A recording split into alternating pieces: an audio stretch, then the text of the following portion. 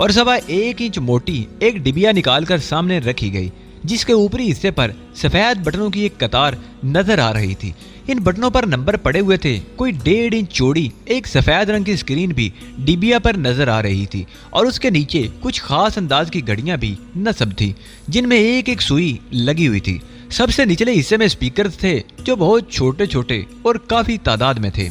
Professor Jonathan ने वो machine मेरे सामने करते हुए कहा, ये मेरी इजाद है मिस्टर अली, हम इस पर अपना कोई पैगाम किसी को नहीं दे सकते। तकरीबन 1000 मुख्तलिफ फ्रीक्वेंसीज के ट्रांसमीटर के पैगामात इस मशीन पर वसूल किए जा सकते हैं। ये खुदकार है और हर फ्रीक्वेंसी अपने तौर पर कंपोज कर लेती है। आप इसे फ्रीक्वेंसीज कंप्यूटर भी कह सकते हैं। यानी अगर खला में कोई पैगाम मौजूद है और वो किसी भी फ्रीक्वेंसी पर दिया जा रहा है, तो ये सफेद बटन जिस पर नंबर 1 लिखा हुआ है, ऑन करने के बाद इसकी मशीन हरकत में आ जाती है और फिर वो अपनी फ्रीक्वेंसी सेट कर लेती है।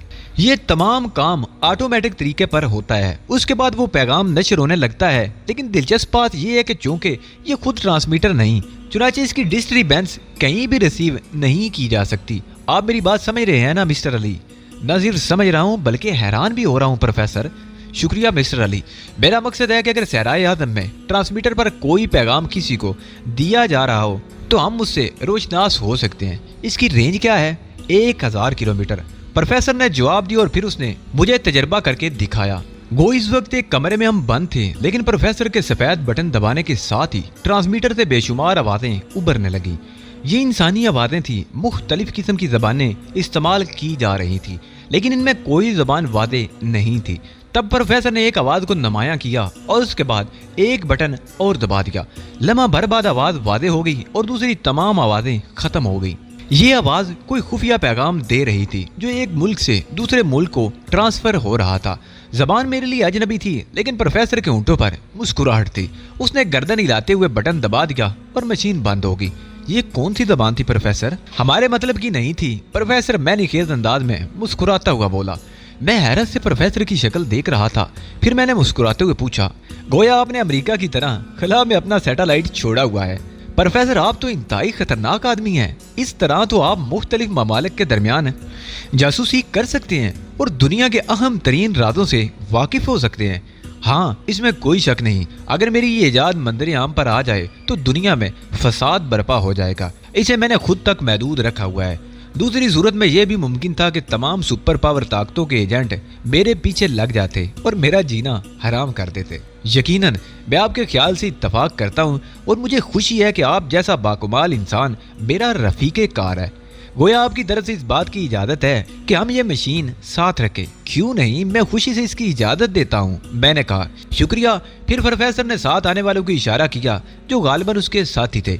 एक पैकेट निकाला गया और उसे खोलकर उसमें से पतली पतली स्टील की नलकियां, छोटी छोटी गरारियां और ऐसी चंद दूसरी चीजें निकाली गई जिनके सिरों पर चूड़ियां बनी हुई थी। प्रोफेसर ने उन्हें आपस में जोड़ा और इंतहाई अजीब साख्त की तकरीबन 1 फीट लंबी पिस्तौलें या बंदूकें तैयार होगी, लेकिन ये काफी हल्की थी। प्रोफेसर ने एक और पैकेट में से विक्स की शीशियां निकाली जिनकी लंबाई चौड़ाई तकरीबन 1 इंच थी। उसने उनमें से एक शीशी का ढक्कन खोला और मुझे देते हुए बोला, इसे सूंघिए मिस्टर अली, आपको लुत्फ आएगा। मैंने विक्स को सूंघा तो इंतहाई तेज और नफीस खुशबू मेरी नाक से टकराई और मेरा दिमाग खुल गया। लेकिन एक बात मैंने महसूस की थी, वो ये कि ये शीशी आम विक्स की शीशियों की निस्बतन कुछ वजनी थी। मैंने प्रोफेसर को वो शीशी वापस कर दी और प्रोफेसर ने उसका ढक्कन बंद कर दिया। ऐसी 6 शीशियां अगर आपके पास हों तो मेरा ख्याल है आप हर किस्म के नज़ले या नाक की खराबियों से महफूज रहेंगे। क्या एक शीशी काफी नहीं रहेगी? नहीं, इसलिए कि हमारा वास्ता ज्यादा दुश्मनों से भी पड़ सकता है। मैं आपका मतलब नहीं समझा प्रोफेसर, मैंने हैरत से कहा। ये एक बेहतरीन किस्म का बम है। आपने इसके वजन को महसूस किया होगा। ऊपरी हिस्से में विक्स भरी हुई है और निचले हिस्से में जबरदस्त धमाका खेज मादा जो अपने साथ बड़ी बड़ी चट्टानों को उड़ा सकता है। अगर आप इस छोटी सी राइफल में ये शीशी रखकर इसे फायर कर दें तो 200 गज की रेंज में ये बेहतरीन कारकर्दगी अंजाम दे सकती है। इसके अलावा आप इस राइफल को दरमियान के किसी भी हिस्से से इस्तेमाल कर सकते हैं। बस न देखिए, मैंने इसमें से आधा हिस्सा निकाल लिया। अब ये सिर्फ 7 इंच का पिस्तौल रह जाता है और इस पिस्तौल के लिए ये खुसूसी गोलियां इस्तेमाल की जाएंगी। प्रोफेसर ने एक और पैकेट खोलकर पिस्टल के कारतूस दिखाए और मैं दिलचस्पी से इन हैरतनाक चीजों को देखने लगा। इसके बाद अजीबो गरीब साख्त के ऐसे हथियार मुझे दिखाए गए कि मेरी आंखें शिद्दत हैरत से फैल गई। मैंने मुतयराना अंदाज में पूछा, क्या ये सब आपकी इजाद है प्रोफेसर? नहीं, मेरी इजाद सिर्फ वो मशीन है, बाकी ये तमाम चीजें दुनिया के जदीद तरीन ममालिक में तैयार की गई हैं और अमूमन इन्हें खास किस्म के एजेंटों के हवाले किया जाता है। हाँ, अगर आप हमारी तारीफ करना चाहते हैं तो सिर्फ इस हवाले से कि इन चीजों को हासिल करने के लिए हमें बहुत जिद्दोजहद करना पड़ी। कमाल है प्रोफेसर, और अब वो बात मेरी समझ में आ रही है कि सिर्फ 10 पाउंड वजन साथ ले जाकर हम पूरा एक असलह खाना ले जा सकते हैं। ये चीजें मुख्तलिफ हिस्सों में रखी जा सकती हैं और ये हिस्से हम इस अंदाज में फैला सकते हैं कि किसी को शक भी ना हो। प्रोफेसर जोनाथन, मुझे महसूस हो रहा है कि आपकी मौजूदगी मेरी इस मुहिम की कामयाबी की जमानत है। शुक्रिया अली, हम आपसे मुकम्मल ताउन करेंगे। तमाम सामान समेट कर बंद कर लिया गया और उसके बाद वो चारों अफराद वहां से वापस चले गए। सामान वही छोड़ दिया गया था। वुड प्रोफेसर जोनाथन से बहुत से सवालात कर रहा था और फिर हमने तय कर लिया कि दूसरे दिन सुबह हम अपने सफर का आगाज कर देंगे। फाखरा ने मुझसे घोड़ों के सिलेक्शन के बारे में कहा तो मैंने ये जिम्मेदारी उसी पर छोड़ दी। अलबत्ता मैंने गाजी नासिर से एक दरख्वास्त की थी, हम इस मुहिम को स्याहों की हैसियत से सर अंजाम देंगे। गाजी नासिर, चुनाचे हमें कुछ ऐसे कागजात की जरूरत भी होगी जो हमारी ये हैसियत जाहिर कर सकें। इसके अलावा मेकअप भी जरूरी है ताकि कम अज कम मेरी शनाख्त न की जा सके। आपकी तमाम जरूरियात को पूरा करना हमारा फर्ज है अली, गाजी नासिर ने कहा। हर काम आपकी मंशा के मुताबिक हो जाएगा। तो फिर आज ही रात आप अपने मेकअप मैन को भेज दीजिए, बुढ़ के चेहरे में मामूली सी तब्दीली कराई जाए। अलबत्ता प्रोफेसर जोनाथन के हुलिये में किसी तब्दीली की जरूरत नहीं। रात को गाजी नासिर और फाखरा मेकअप मैन को लेकर मेरे पास पहुंच गए और उसने मेरे चेहरे का बेहतरीन मेकअप किया। सिर्फ चंद ऐसी मामूली तब्दीलियां कर दी गई थी जिनसे मेरे खदोखाल बदल गए थे और इतनी नफासत थी इस मेकअप में कि इन मामूली सी तब्दीलियों के बावजूद मेरा कोई शनासा भी मुझे नहीं पहचान सकता था।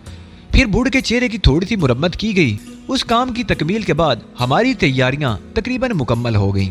फाखरा यकूबी, गाजी नासिर, मसूद तला, साइका माइलर और दूसरे तमाम लोग तकरीबन 12 बजे मेरे पास पहुंच गए और फिर 1:30-2 बजे तक मेरे साथ रहे। उसके बाद खुसूसी तौर पर हमें आराम करने की इजाज़त दे दी गई क्योंकि दूसरे दिन आला सुबह हमें अपनी मुहिम के लिए यहाँ से निकल जाना था। वो लोग नहीं चाहते थे कि दिन की रोशनी में हमें यहाँ से निकलते हुए देखा जाए क्योंकि इस बात का खदशा मौजूद था कि इसराइली एजेंट यहाँ भी कहीं ना कहीं मौजूद होंगे। सुबह तकरीबन 4:15 बजे हम सब तैयार हो गए। उसके बाद एक जीप में बैठकर बाहर निकल गए। रात को लाइन ऑफ क्रोजल की बस्तियों के इतराफ में पेट्रोलिंग होती रहती थी, चुनाचे हमें यहाँ से निकालने के लिए मुआवजों की जीप ही इस्तेमाल की गई थी जिसमें सिर्फ 3 अफराद नजर आ रहे थे और हम चारों जीप के पिछले हिस्से में इस तरह बैठे हुए थे कि दूर से देखने वालों को नजर न आए। पेट्रोलिंग जीप ने हमें आबादी से तकरीबन 5 मील दूर एक पहाड़ी सिलसिले के नजदीक पहुंचा दिया। यहाँ चंद अफराद हमारे वो घोड़े संभाले खड़े थे जिन्हें इस सफर के लिए इस्तेमाल करना था। इंतहाई कद्दावर और शानदार घोड़े थे। मेरी ख्वाहिश के मुताबिक मुझे वो कागजात भी फराहम कर दिए गए थे जिनमें हम चारों के बदले हुए नाम, पते और हमारे हुकूमती इजाजतनामे। इन इजाजतनामों में हमारी हैसियत स्याहों की ही जाहिर की गई थी। फाखरा यकूबी वगैरह ने हमें अलविदा कहा और हम घोड़ों पर सवार हो गए। मैंने उन सब की तरफ हाथ हिलाया और घोड़े को एड़ी लगा दी। मेरे तीनों साथी मेरी तकलीद कर रहे थे। बूड, मैकनो और प्रोफेसर जोनाथन खासे खुश नजर आ रहे थे, लेकिन मैं आने वाले वक्त के बारे में सोच रहा था और मेरे ذہن में अजीब अजीब से ख्यालात आ रहे थे। इस मुहिम में सभी अपने अपने तौर पर जिम्मेदार थे, लेकिन मुझ पर इन तमाम अफराद को कंट्रोल करने की जिम्मेदारी भी थी और स्टीफन ब्रैकोटा की तलाश का बेड़ा भी मैंने ही उठाया था। चुनाचे मेरा ذہن अपनी इस कामयाबी के लिए उलझा हुआ था। सुबह की रोशनी आहिस्ता आहिस्ता फूटती जा रही थी और उसके साथ ही सहराए आदम में हैवानी जिंदगी का आगाज हो चुका था। परिंदों की डारें सुबह की धुंधलकों में आसमान की जानिब परवाज कर रही थी और उनकी हुसीन आवाजें कानों में रस घोल रही थी। ये हुसीन सुबह एक नई मुहिम का आगाज थी और मैं दिल ही दिल में अपनी इस मुहिम की कामयाबी के लिए दुआएं मांग रहा था। किसी सिमत का तयन नहीं किया गया था। सबसे पहले तो हमें लाइन ऑफ क्रोजल की आबादी से इतनी दूर निकल जाना था कि अगर कोई हमें देख ले तो ये अंदाजा ना लगा सके कि हम कहां से आए हैं। उसके लिए हमने घोड़ों की रफ्तार काफी तेज रखी थी। बहुत दूर पहाड़ों के दरमियान सूरज की किरणें फूट रही थी और धुंधलके गायब होते चले जा रहे थे।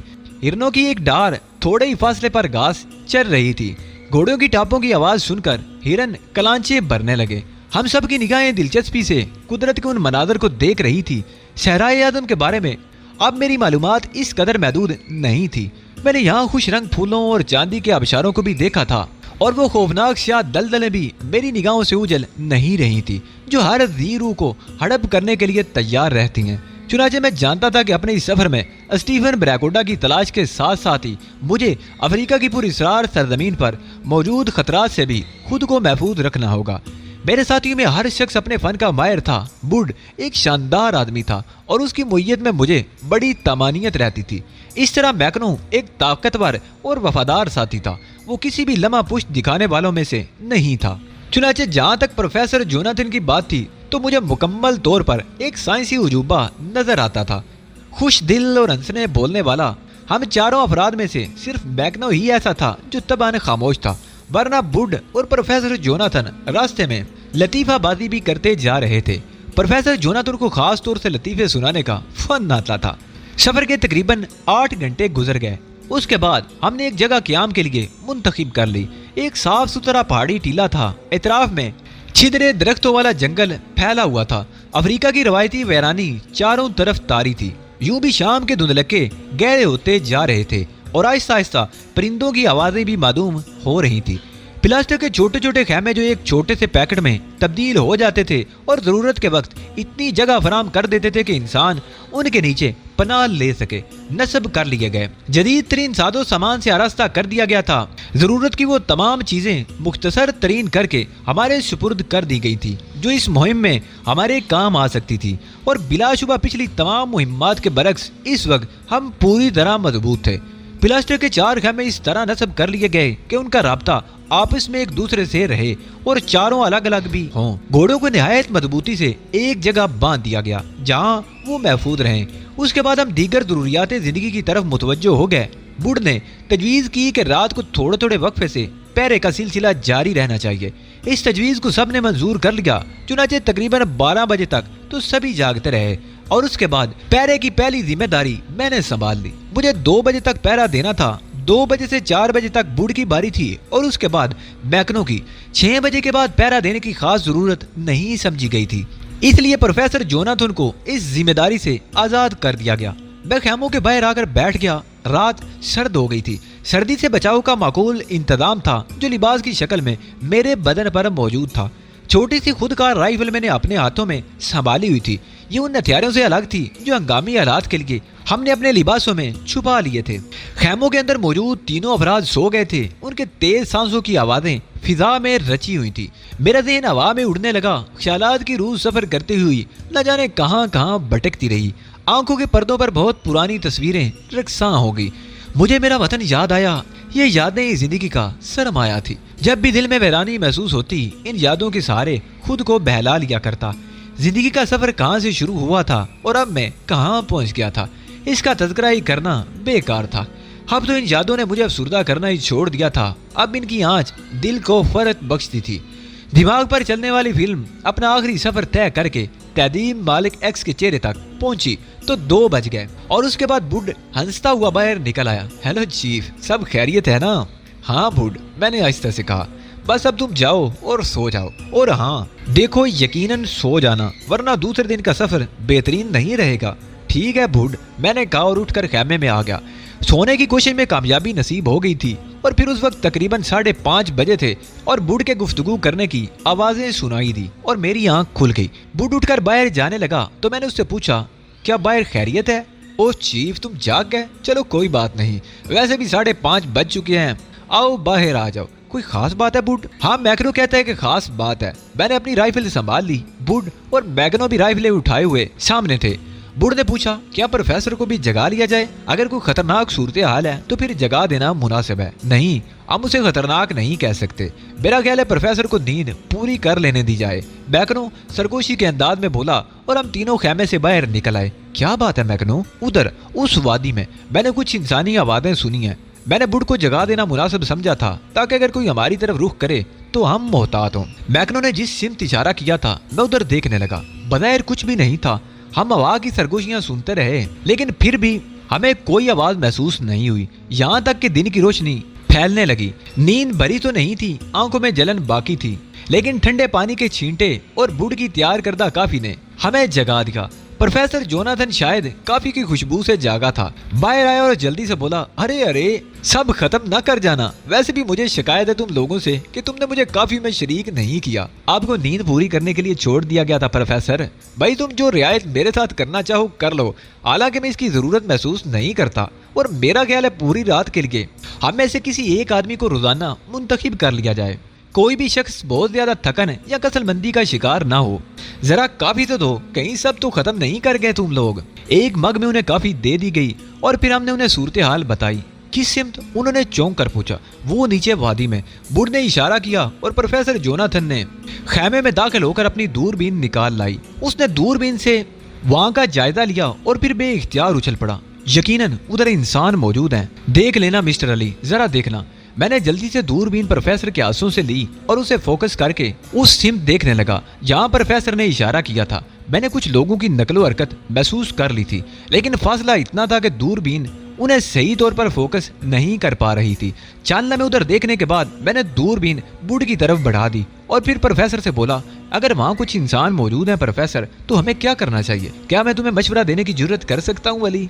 यकीनन। मैं अपने बारे में ये बात आपको बता दूं प्रोफेसर कि हम चारों में से कोई किसी पर फोकियत नहीं रखता। हर शख्स दूसरे को अपनी तजावीज़ पेश कर सकता है और इस तरह हमें कामयाबी नसीब होगी। किसी एक शख्स की ज़हनी कुव्वतों को पामाल नहीं किया जाना चाहिए। तो फिर मेरी राय है कि हमें उनकी सिमत चलना चाहिए। जंगलों में पेश आने वाला कोई वाकया भी हमारी रहनुमाई कर सकता है। किसी भी शख्स से हमें कोई ऐसा सुराग मिल सकता है जो हमारी मंजिल तक ले जाए, मगर फासला इतना है प्रोफेसर कि हमारे वहां तक पहुंचने तक मुमकिन है वहां कुछ भी ना रहे और हमें वापस यहीं आना पड़े। वापस आने की जरूरत नहीं है, फौरी तौर पर तैयारियां कर लो और उनकी सिमत चल पड़ो। मेरा ख्याल है सुबह का नाश्ता हम उन्हीं के करीब पहुँच कर करेंगे और अगर कोई खतरनाक सूरत हाल हुई तो पहले से उससे निमट लेंगे। गुड, मुझे आपकी तजवीज़ से इत्तफाक है। मैंने कहा। हम बर्क रफ्तारी से खैमे उखाड़ने लगे। खैमों को लपेट कर रख लिया गया। तमाम सामान बांध कर घोड़ों पर बार किया गया और उसके बाद हम घोड़ों को खोलकर उन पर सवार हो गए।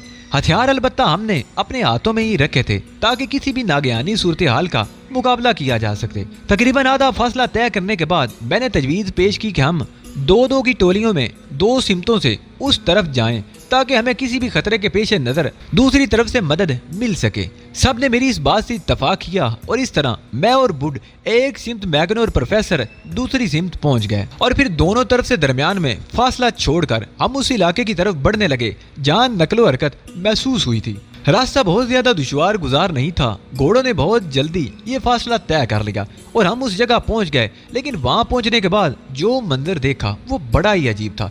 एक शदीद जख्मी शख्स जमीन पर पड़ा हुआ था। उसके करीब ही एक नौजवान लड़की मौजूद थी। जख्मी शख्स की शख्सियत अच्छी खासी पुरवकार थी। लड़की भी अच्छी शक्ल और सूरत की मालिक थी, लेकिन इस वीराने में उन दोनों की मौजूदगी बड़ी ताज्जुब खेज थी। कोई नई बात नहीं है चीफ, सहराए आजम में सर फिरे उमूमन दाखिल होते ही रहते हैं और इसी किस्म के मसाइब से दो चार हो जाते हैं। मेरा ख्याल है इन लोगों को भी ऐसी ही कोई सूरत हाल पेश आई है। बज़ाहिर मजलूम ही नजर आते हैं। लड़की ने घोड़ों की टापों की आवाज सुनकर गर्दन उठाई और फिर चीखती हुई हमारी तरफ दौड़ी। वो हमसे मदद तलब कर रही थी। जबान अंग्रेजी थी, आवाज में इंतहाई खौफ और दहशत थी।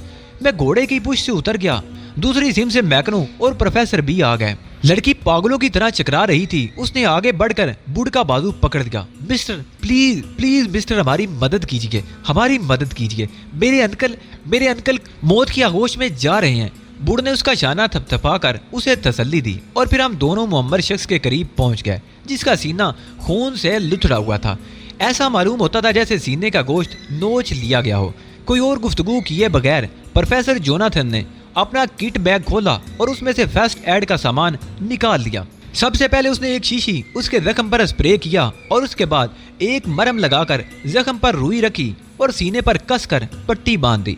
मुअम्मर शख्स भारी बदन का मालिक था, लेकिन उस इतने बड़े जख्म से यकीनन इतना ज्यादा खून बहा होगा कि अब उसमें जिंदगी ना होने के बराबर रह गई थी। प्रोफेसर जोनाथन ने उसे 2 इंजेक्शन भी दिए, एक एंटीबायोटिक और दूसरा पेन किलर। उसके बाद वुड से कहा कि अगर थोड़ी सी काफी तरमास में हो तो इस शख्स को दे दी जाए।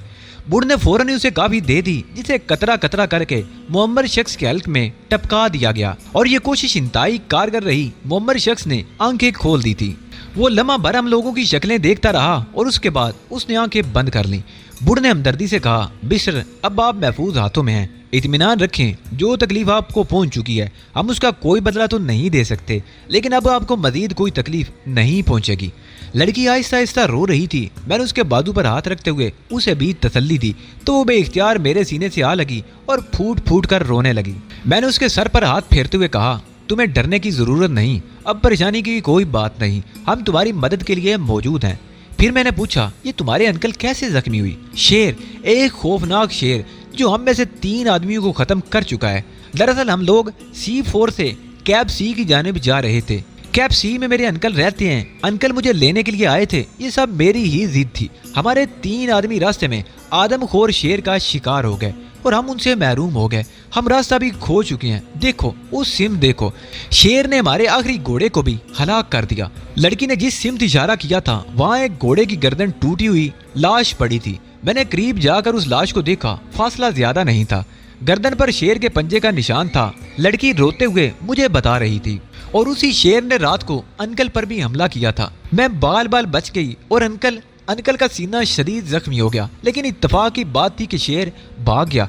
गालबन दूर कहीं घोड़ों की आवाज आई थी जिनकी वजह से शेर के कान खड़े हो गए और वो रुक गया, वरना वो यकीनन हम दोनों को भी हलाक कर देता।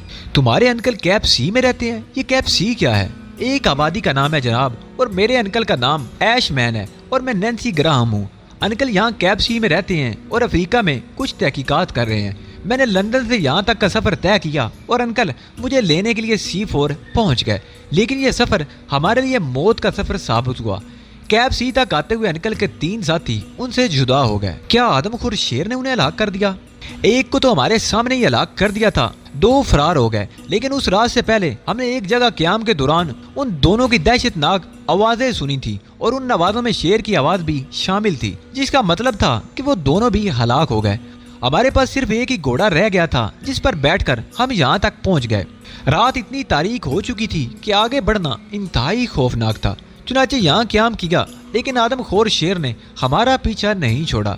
लड़की फिर फूट फूट कर रोने लगी। उसकी आवाज़ में दहशत थी और उससे मुझे अंदाज़ा हो रहा था कि वो जो कुछ कह रही है गलत नहीं कह रही।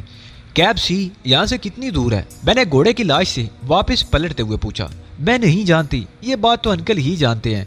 वो कह रहे थे कि अब कैब C से ज़्यादा दूर नहीं, हम दिन की रोशनी में किसी वक्त भी वहाँ पहुँच जाएंगे, लेकिन अब हमारे पास तो घोड़ा भी नहीं। फिक्र मत करो, हम तुम्हें कैब C तक पहुंचा देंगे, मैंने कहा, और उसके बाद हम ऐशमैन के करीब पहुंच गए। ऐशमैन की हालत अब काफ़ी बेहतर नजर आ रही थी। ये उन इंजेक्शनों का असर था जो प्रोफेसर जोनाथन ने उसे दिए थे। ऐशमैन प्रोफेसर जोनाथन से मदम लहजे में गुफ्तगू कर रहा था। मैंने उस गुफ्तगू में कोई दखल नहीं दिया। बुड और बैकनो एक तरफ बेपरवाही से खड़े हुए थे। मैंने जब बुड को सूरत हाल से आगाह किया तो वो चौकन्ना हो गया और फिर मैगनो को साथ लेकर वो शेर के पंजों के निशान तलाश करने लगा। मैं ऐशमैन के पास बैठ गया। ऐशमैन प्रोफेसर को बता रहा था, जी हाँ, दरअसल मैं यहाँ एक तहकीकाती मिशन पर आया हूँ। मेरा ताल्लुक लंदन से है, लेकिन बदकिस्मती से मैं इस हादसे का शिकार हो गया। कैब C में मैंने अपने रहने के लिए एक ठिकाना बनाया हुआ है। वो अफ्रीका के अमन पसंदों की बस्ती है और मेरे साथ उन लोगों का सलूक बुरा नहीं। ये आदमखोर बहुत अरसे से कैब C के बाशिंदों को परेशान किए हुए हैं और बहुत से लोग इसका शिकार हो चुके हैं। हमने बेहद कोशिश की कि उस शेर को हलाक कर दें, लेकिन कामयाब नहीं हो सके। ये रास्ता तय करते हुए मैंने अपने साथ 3 अफराद को रखा था जो बेहतरीन शिकारी थे, लेकिन अफसोस वो खुद इस खौफनाक शेर का शिकार हो गए। ठीक है मिस्टर ऐशमैन, अब जो कुछ हो चुका सो हो चुका, लेकिन अब आप मुतमईन रहिए। आपको कैब C पहुंचाने के लिए हमारी खिदमत हाजिर है। आप लोग हमारे लिए मसीहा बनकर आए हैं। मैं आपका ये एहसान कभी नहीं भूलूंगा। क्या आप घोड़े पर सफर कर सकेंगे? मैं निहायत मजबूत आदमी हूँ। खून ज्यादा बह जाने की वजह से बस जरा सी कमजोरी और नकाहत तारी हो गई है, लेकिन आप लोगों ने मेरे सीने पर जो बैंडेज की है उसने मुझे बेहद सुकून बख्शा है। अब तो तकलीफ का एहसास भी नहीं हो रहा। आपके जख्म को बिल्कुल सुन कर दिया गया है। आप इत्मीनान रखें, मैं आपका पूरा इलाज करूंगा, प्रोफेसर जोनाथन ने कहा। मेरे पास आदमी मौजूद हैं, आप सिर्फ मुझे कैब C तक पहुंचाने की रहमत कर लें। ठीक है, प्रोफेसर जोनाथन ने कहा, और उसके बाद बुड और मैकनो की तरफ देखने लगा, जो पंजों की निशानात देखते हुए काफी दूर निकल गए थे। मैंने बुड को आवाज दी तो वो वापस पलट पड़ा और मेरे करीब पहुंच गया। बुड, नाश्ते की चीजें निकाल लो, हमारे 2 मेहमान भी हैं। बुड ने बिला चूं चरा तामील की और हम लोगों ने हल्का फुल्का नाश्ता कर लिया। ऐशमैन को एक कप कॉफी और कुछ बिस्किट दिए गए जो उसने शुक्रिया के साथ कबूल कर लिए। लड़की के अंदाज में अब वहशत खत्म हो चुकी थी और वो हमारी ममनून नजर आ रही थी। उसने भी खामोशी से हमारे साथ नाश्ता किया। प्रोफेसर जोनाथन ने लड़की को अपने साथ घोड़े पर बिठा लिया। मैंने ऐशमैन को अपना घोड़ा देने की पेशकश की तो बुढ़ ने फौरन ही उसे मुस्तरद कर दिया और ऐशमैन को अपने साथ संभाल कर घोड़े की पुश्त पर बिठा लिया। मैकनो और मैं उनके साथ साथ चल रहे थे। चीफ, शेर के पंजों के निशानात जा बजा नजर आ रहे हैं। बुढ़ ने कहा, मेरा ख्याल है अगर हम थोड़ी सी कोशिश करें तो उसकी सिमत का तयन भी कर सकते हैं। इसकी जरूरत नहीं बुढ़, पहले मिस्टर ऐशमैन को उनके ठिकाने तक पहुंचा दिया जाए। ठीक है, बुढ़ ने मुझसे इत्तफाक किया और हम चलते रहे। आगे चलकर रास्ता जरा दुश्वार गुजार होता जा रहा था। दरख्तों के झुंड जगह जगह रास्ता रोक लेते थे और उनके दरमियान से गुजरना खासा मुश्किल था। उनकी शाखें और टहनियां एक दूसरे से गुथी हुई थी, जिनके दरमियान बंदरों की उछल कूद जारी थी और उनकी आवाजें जंगल के सन्नाटे को मजरू कर रही थी। मैंने ऐशमैन से रास्ते के बारे में पूछा तो उसने बताया कि इन रास्तों से गुजरे बिना कैप सी तक पहुंचना मुमकिन नहीं और हमें इन्हीं रास्तों पर सफर करना होगा। उसने खौफजदा लहजे में कहा कि रास्ता बहुत पुरखतर है और किसी भी लम्हे शेर से सामना हो सकता है, चुनांचे हमें चौकन्ना रहना चाहिए। मैंने ये जिम्मेदारी अपने सर ले ली और मैकनो को भी होशियार कर दिया। हम दोनों को बकिया लोगों की हिफाजत करना थी। रास्ता वाकई दुश्वार गुजार था। जंगल पर हैबतनाक सन्नाटा छाया हुआ था। दरख्तों के ऊपरी हिस्से इतने घने थे कि आगे तकरीबन अंधेरा सा हो गया था। झुकी हुई शाखें जगह जगह रास्ता रोक रही थी और बाज़ जगहों पर उनके दरमियान रास्ता बनाकर आगे बढ़ना पड़ता था। मैंने ऐशमैन से पूछा, क्या C4 से कैप सी तक पहुंचने के लिए कोई बाकायदा रास्ता नहीं है? नहीं, कैप सी बिल्कुल अंदरूनी इलाके में है और अगर हम पथरीले रास्ते से C4 तक पहुंचने की कोशिश करते हैं तो हमें तकरीबन 50 किलोमीटर का फर्क पड़ता है। अमूमन उस सिम से सफर नहीं किया जाता, बल्कि C4 तक पहुंचने के लिए इन्हीं जंगलों में रास्ता बनाकर आगे बढ़ना पड़ता है। कोई एक ऐसा रास्ता आज तक नहीं तामीर किया गया जो इन दुश्वारियों से पाक हो। ऐशमैन ने जवाब दिया, क्या C4 से कैप सी बाकायदा आमदोरफ्त नहीं है? नहीं, कैप सी खालिस जंगलियों का इलाका है। C4 अलबत्ता किसी हद तक मुहज्जब बस्ती है, जबकि वहां तक पहुंचने के लिए कोई भी बाकायदा रास्ता नहीं। मैंने नैनी ग्राम को उसी रास्ते पर आने के लिए कहा था और बमुश्किल तमाम C4 तक पहुंच सकी थी। दरअसल मेरा भाई ग्राम मर चुका है और नैनी लंदन में बिल्कुल तनहा थी। तालीम खत्म करने के बाद उसे ये तन्हाई शदीद महसूस हुई और उसने मुझसे राब्ता कायम करके मुझ तक आने की इजाज़त चाही। कुछ इस तरह के खतूत लिखे इसने मुझे कि मैं इसे यहाँ लाने पर मजबूर हो गया। क्या आप तवील अरसे से कैप सी में मुकीम है? हाँ, जंगल की जिंदगी मुझे बेहद पसंद है और मैं यहाँ अपने तौर पर कुछ काम कर रहा हूँ, लेकिन ऐसे किसी हादसे से मैं पहली बार दो चार हुआ हूँ। कैप सी के इलाके में मुख्तलिफ किस्म के हादसात हुए, लेकिन उनमें इंसानी जानों का इस कदर नुकसान नहीं हुआ था। ये शेर इंतहाई खौफनाक है और हम उसे बहुत अरसे से तलाश कर रहे हैं, लेकिन कमबख्त इतना चालाक है कि हमारे हाथ नहीं आता। मजीद कुछ सफर तय करने के बाद हमें पानी की आवाज़ सुनाई दी और ऐशमैन ने बताया कि बाईं सिंध एक नहर है जो आगे चलकर रास्ता रोक लेती है और हमें उस नहर को अबूर करके दूसरी तरफ जाना होगा। थोड़ी दूर आगे बढ़े तो दरख्तों के आधे आधे तने ऊंची ऊंची झाड़ियों में छुपे हुए नजर आए। यहाँ बिल्कुल ही तारीकी छाई हुई थी। मैंने बुढ़ वगैरह को होशियार रहने की ताकीद की और खुद भी काफी एहतियात से आगे बढ़ने लगा। एक मुकाम पर झाड़ियों से गुजरते हुए दफतन मेरे कानों ने कुछ आवाजें सुनी और मैंने आहिस्ता से उन लोगों को रुकने की हिदायत कर दी, लेकिन उसके बाद सरसराहटें सुनाई नहीं दी थी। ऐशमैन ने बताया कि कोई अजदा झाड़ियों से गुजरा होगा। क्या यहाँ अजदे मौजूद हैं? मैंने सवाल किया। हाँ, अक्सर नजर आ जाते हैं, ऐशमैन बोला और फिर लजाजत अमेज अंदाज में कहने लगा, अगर तुम लोग मुनासिब समझो तो कोई पिस्टल वगैरह मेरे हाथ में भी दे दो। इन रास्तों से मैं 2-3 मरतबा गुजर चुका हूँ, मुमकिन है इसकी जरूरत पेश आ जाए। ठीक है, मैंने ऐशमैन की ये ख्वाहिश पूरी कर दी और एक लोडेड पिस्टल उसके हवाले कर दिया। गुंजान दरख्तों का ये सिलसिला साथ साथ चला आ रहा था, लेकिन अब तारीकी इतनी ज्यादा नहीं रही थी और सूरज की रोशनी दरख्तों से छीन छीन कर नीचे आ रही थी। आगे चलकर जमीन की सतह कुछ बुलंद होने लगी और घोड़ों को चढ़ाई चढ़नी पड़ रही थी। ऐशमैन ने थोड़ा सा फासला तय करने के बाद बताया कि इस चढ़ाई के बाद एक ढलान है जहाँ एक बड़ी सी झील नजर आती है। थोड़ी देर के बाद गुंजान दरख्तों का यह सिलसिला खत्म होने लगा। हम लोगों ने उस घुटे हुए तकलीफ दे सफर से निजात पाने के बाद इत्मीनान की सांस ली और खुशगवार ठंडी हवाओं के दरमियान झील की जानिब सफर करने लगे। खासी वसीउ अरीज झील थी। प्रोफेसर जोनाथन कहने लगा, इस किस्म के घने जंगलों में ऐसी झीलें इंतहाई खतरनाक होती हैं, चूंकि यहाँ तमाम वहशी जानवर पानी पीने आते हैं। मेरा ख्याल है हमें झील से हटकर सफर करना चाहिए। किसी भी लम्हे हमारा वास्ता खौफनाक जंगली दरिंदों से पड़ सकता है। मैंने प्रोफेसर जोनाथन से इत्तफाक किया और हम झील से हटकर सफर करने लगे। जिस सिमत हमने सफर शुरू किया था उधर निस्बतन छिदरे दरख्त थे। बाकी झील से दाहिनी तरफ का हिस्सा घने दरख्तों में छुपा हुआ था।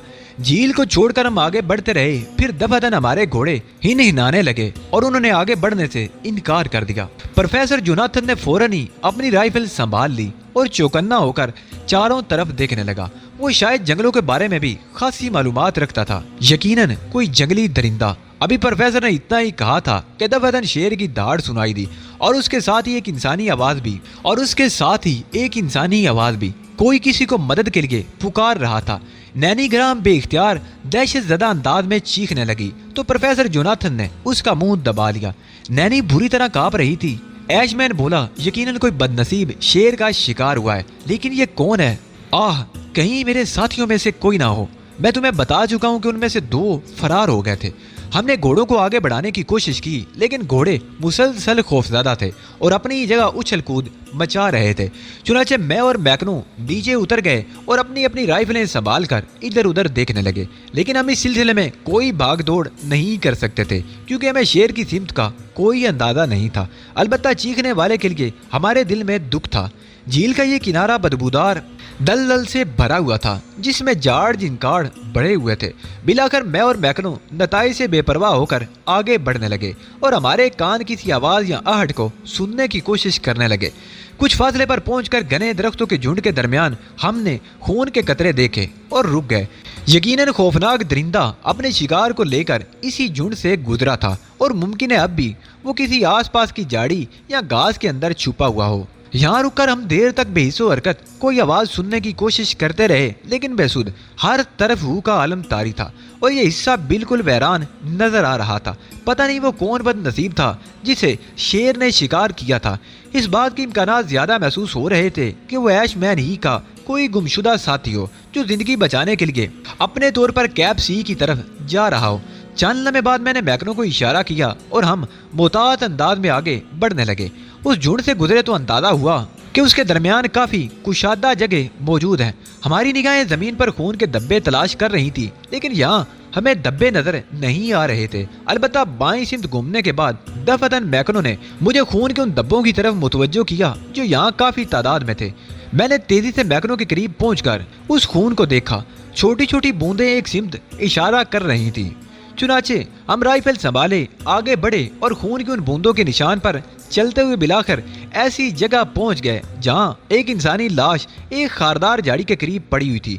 एक नजर देखते ही पता चल गया कि वो कोई मुहज्जब इंसान है। उसका लिबास तार तार हो चुका था और जिस्म पर जा बजा शेर के पंजों और दांतों के निशानात नुमाया थे। गर्दन और सीने पर गहरे जख्म थे जिससे ताज़ा खून उबल रहा था। ऐसा मालूम होता था जैसे खौफनाक दरिंदा हमारी आमद से वाकिफ हो गया है और अपने शिकार को छोड़कर कहीं आस पास ही छुपा है। मैकनो ने फौरन ही मेरे इस ख्याल की तस्दीक कर दी और सरगोशी के लहजे में बोला, सूरत हाल यहाँ काफी खतरनाक है। वो बाएं सिम जो दरख्त नजर आ रहा है, मेरा ख्याल है हमें फौरन उस पर पनाह लेनी चाहिए। वहां से हम हर सिमत नजर रख सकते हैं। मैकनो, वो लोग भी खतरे में हैं, कहीं वो आदमखोर से धोखा ना खा जाएं। वो अपने तौर पर होशियार रहेंगे चीफ। इस वक्त उन्हें कोई पैगाम भी नहीं दिया जा सकता। वैसे बुड होशियार आदमी है, वो चौकन्ना रहेगा। मैकनो दरख्त की तरफ बढ़ता हुआ बोला और चंद लम्हे बाद हम दोनों दरख्त पर पहुंच गए। इंसानी लाश हमारे सामने कोई 15-20 गज के फासले पर पड़ी हुई थी। एक एक लम्हा असाब तने गए थे। जब काफी देर तक खौफनाक दरिंदा कहीं से जाहिर ना हुआ तो हम दरख्त से नीचे उतर आए, लाश के करीब पहुंचे और उसे उठाकर वापस चल पड़े। तमाम लोग हमारा इंतजार कर रहे थे और हमारे लिए परेशान थे। हमें झाड़ियों से नमूदार होते देखकर बुड बर्क रफ्तारी से हमारी तरफ बढ़ा। दूसरे लोग भी देख चुके थे कि हम एक लाश उठाए चले आ रहे हैं। ऐशमैन ने लाश देखने के बाद तस्दीक कर दी कि ये उसी के साथियों में से एक है। बेचारी नैनी ग्राम बेहद खौफजदा हो गई थी और बार बार ऐशमैन से कह रही थी कि कैब सी पहुंचकर फौरन उसकी वापसी का बंदोबस्त कर दिया जाए, क्योंकि उसने यहाँ आकर गलती की है। इस लाश को वहीं एक गड्ढे में डाल दिया गया क्योंकि दरिंदे के हमले का खतरा अभी तक मौजूद था। اس کے بعد کا سفر مزید خوف و دہشت کے عالم میں طے کیا گیا۔ مناظر تبدیل ہوتے رہے، ایش مین کی حالت اب کچھ بہتر تھی، جبکہ سہمی ہوئی نینی گرام بدستور پروفیسر جوناتھن سے لپٹی ہوئی تھی۔ وہ بار بار خوف سے رونے لگتی تھی۔ اس وقت شام کی سرخی جھلکنے لگی تھی اور جنگلی پرندے قطار در قطار اپنے اپنے گھونسلوں کی طرف آ رہے تھے۔ جب ہم نے بہت دور گہرائی میں دھوئیں کی لکیریں بلند ہوتے دیکھی، ایش مین نے اس بات کی تصدیق کر دی تھی کہ وہی کیپ سی بستی ہے۔ چنانچہ ہم نے گھوڑوں کی رفتار تیز کر دی۔ فضار میں طوطوں کی ٹیں ٹیں سے ایک شور برپا تھا اور جنگل کے اندر بسیرا کرنے والی چڑیوں کی چہکار سے کان پڑی آواز سنائی نہیں دے رہی تھی۔ بلاخر یہ فاصلہ طے ہو گیا اور جیسے ہی ہم بستی کے قریب پہنچے، ہم نے بہت سے افریقی جوانوں کو اپنی جانب لپکتے ہوئے دیکھا اور اس کے بعد وہ ہمارے گرد جمع ہو گئے۔ مجھے اندازہ ہوا کہ ایش مین کی یہاں کافی عزت کی جاتی ہے۔ اسے زخمی دیکھ کر جنگلی جوان بے قابو ہو گئے اور ہر طرح سے اس کی دل جوئی کرنے لگے۔